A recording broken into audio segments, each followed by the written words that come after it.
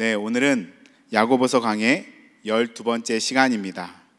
오늘 저희가 함께 나눌 하나님의 말씀은 바로 야고보서 4장 1절부터 10절까지의 말씀입니다. 야고보서 4장 1절부터 10절까지의 말씀, 제가 한 절, 여러분들이 한 절 이렇게 번갈아 가면서 함께 읽도록 하겠습니다. 그럼 제가 먼저 읽겠습니다. 무엇 때문에 여러분 가운데 싸움이나 분쟁이 일어납니까? 여러분의 지체들 안에서 싸우고 있는 육신의 욕심에서 생기는 것이 아닙니까? 여러분은 욕심을 부려도 얻지 못하면 살인을 하고 탐내어도 가지지 못하면 다투고 싸웁니다. 여러분이 얻지 못하는 것은 구하지 않기 때문이요. 구하여도 얻지 못하는 것은 자기가 쾌락을 누리는 데에 쓰려고 잘못 구하기 때문입니다. 가늠하는 사람들이여, 세상과 버탐이 하나님과 등지는 이름을 알지 못합니까? 누구든지 세상의 친구가 되려고 하는 사람은 하나님의 원수가 되는 것입니다. 하나님께서는 우리 안에 살게 하신 그 영을 질투하실 정도로 그리워하신다라는 성경 말씀을 여러분은 헛된 것으로 생각합니까?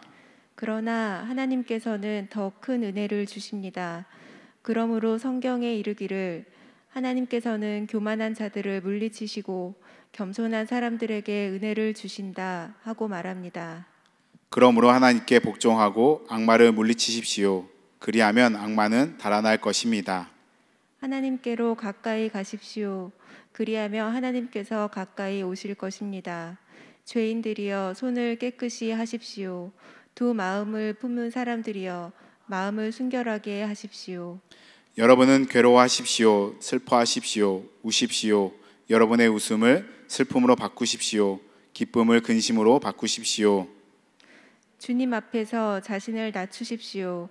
그리하면 주님께서 여러분을 높여주실 것입니다. 아멘. 네, 그림 하나만 띄워주시겠습니까?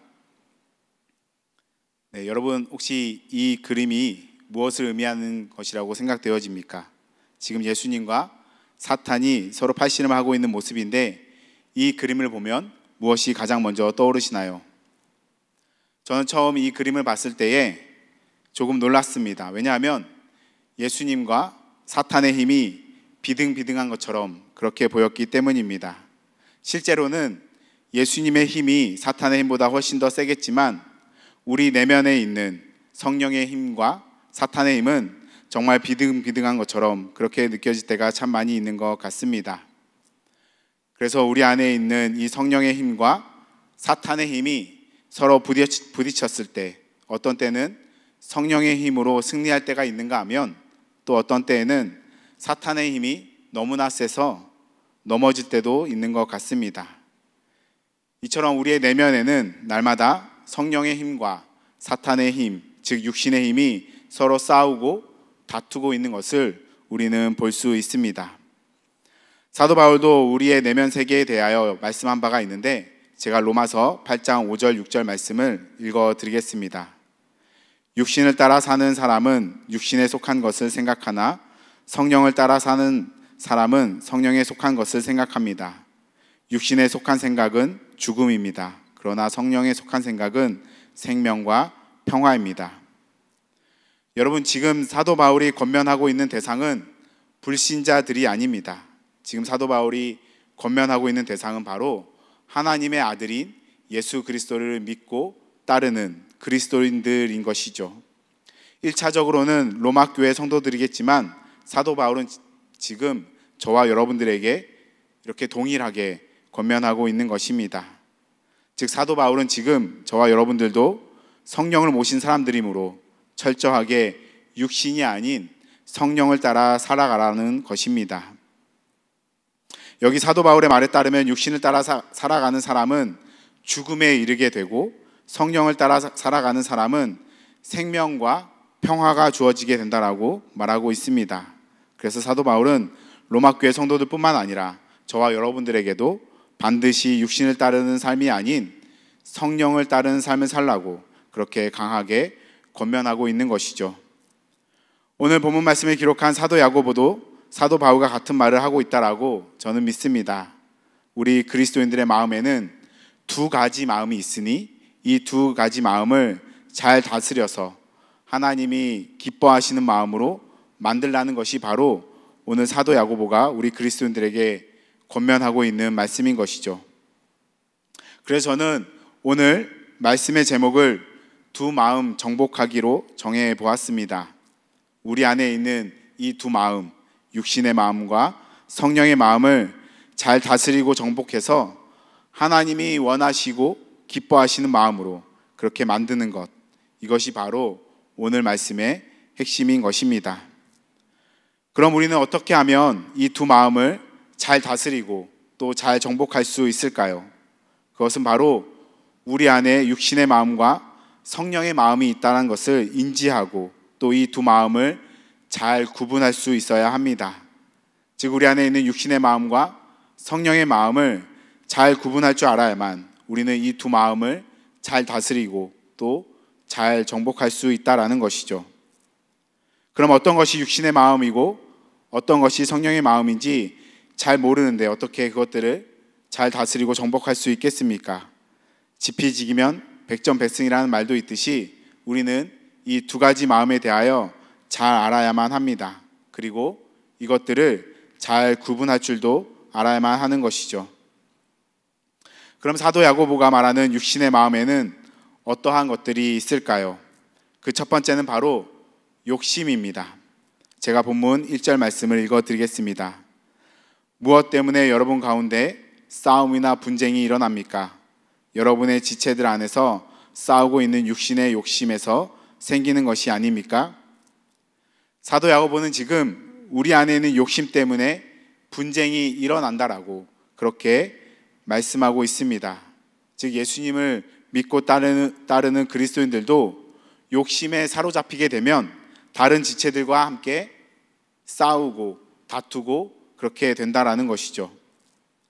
저는 예전에 종암동에 살 때에 교회에 깡패들이 쳐들어와서 교인들을 다 내쫓고 깡패들이 교회를 완전히 장악한 모습을 본 적이 있습니다. 참고로 종암성서 침례교회는 아닙니다. 종암동에 있는 어느 큰 교회였는데요, 그 교회에 깡패가 쳐들어온 경위는 바로 세습 때문이었습니다. 그 교회 담임 목사님이 돈 욕심, 권력 욕심 때문에 자기 아들에게 세습을 하려다가 교회가 완전히 풍비박산이 나게 된 것이죠. 저는 세습 그 자체를 반대하는 사람은 아니지만 욕심에 의한 세습은 잘못된 것이라고 그렇게 생각합니다. 아무튼 욕심은 절대적으로 육신의 마음입니다. 왜냐하면 욕심이 잉태하면 죄를 낳고 죄가 자라면 죽음을 낳기 때문입니다. 그러므로 우리는 이 욕심을 잘 다스려야만 합니다. 이 욕심을 잘 다스려야만 우리는 육신이 아닌 성령을 따라 살아가는 그러한 사람이 될 수 있는 것이죠. 그럼 사도 야고보가 말하는 육신의 마음, 그 두 번째는 과연 무엇일까요? 그것은 바로 우상 숭배입니다. 제가 본문 4절 말씀을 읽어드리겠습니다. 간음하는 사람들이여, 세상과 버탐이 하나님과 등지는 일임을 알지 못합니까? 누구든지 세상의 친구가 되려고 하는 사람은 하나님의 원수가 되는 것입니다. 여러분, 여기서 말하는 간음은 자신의 배우자를 두고 다른 이성과 함께 성행위를 하는 것을 의미하는 것이 아니라 우상 숭배를 의미합니다. 그리고 세상과 버타는 것, 세상과 친구가 되려는 것도 다 우상 숭배를 의미하는 것이죠. 한마디로 사도 야고보는 하나님이 아닌 다른 것에 관심을 가지지 말라는 것입니다. 이 세상의 문화나 가치관에 너무 빠져서 살지 말고 이 세상의 일들에 너무 매여서 살지 말라는 그러한 말씀인 것이죠. 저는 가끔씩 저희 학생들과 함께 교제하기 위하여 핸드폰 게임을 합니다. 지금도 포켓몬고라는 게임을 하고 있는데요, 이 게임은 다행스럽게도 중독성이 그렇게 많이 심한 편은 아닌 것 같습니다. 그런데 클래시 로얄이라는 게임은 정말 중독성이 심하더라고요. 학생과 교제하기 위하여 했던 게임이 저의 일상을 완전히 무너뜨렸습니다. 이처럼 우리가 하나님의 말씀보다, 하나님의 사역보다 더 많은 시간과 에너지를 쏟고 있는 것이 있다면 그것은 다 우상 숭배가 되는 것입니다. 그것이 설령 공부라 할지라도, 그것이 설령 가족이고 직장이고 사업이라 할지라도 하나님보다 다른 것을 더 가치 있게 여기고 더 소중하게 여긴다면 그 모든 것은 다 우상 숭배가 되는 것이죠. 여러분, 우상 숭배는 절대적으로 육신의 마음입니다. 왜냐하면 하나님은 우상 숭배를 가장 혐오하고 싫어하기 때문입니다. 그러므로 우리는 이 우상 숭배를 완전히 끊어버려야만 합니다. 우리가 이 우상 숭배를 완전히 끊어버렸을 때에 비로소 육신이 아닌 성령을 따라 살아갈 수 있는 그러한 사람이 될 수 있을 것입니다. 그럼 사도 야고보가 말하는 육신의 마음, 그 세 번째는 과연 무엇일까요? 그것은 바로 교만입니다. 제가 본문 6절 말씀을 읽어드리겠습니다. 그러나 하나님께서는 더 큰 은혜를 주십니다. 그러므로 성경에 이르기를 하나님께서는 교만한 자들을 물리치시고 겸손한 사람들에게 은혜를 주신다 하고 말합니다. 여러분, 교만은 패망의 선봉입니다. 교만에는 늘 멸망이 따르고 거만에는 늘 파멸이 따릅니다. 사도 야고보는 지금 잠언 3장 34절 말씀을 인용하면서 교만은 절대적으로 육신의 마음이니 이것을 피하라고 그렇게 권면하고 있는 것입니다. 저는 교만한 자의 최후가 어떤 것인지 너무나 잘 알고 있습니다. 왜냐하면 제가 하나님 앞에서 너무나도 큰 교만한 사람이었기 때문입니다. 저는 20대 중반까지만 해도 진짜 건강한 몸을 가지고 있었던 사람이었습니다. 그래서 저의 힘과 저의 능력만으로 모든 것을 다 할 수 있을 것만 같은 그러한 삶을 살았던 적이 있습니다.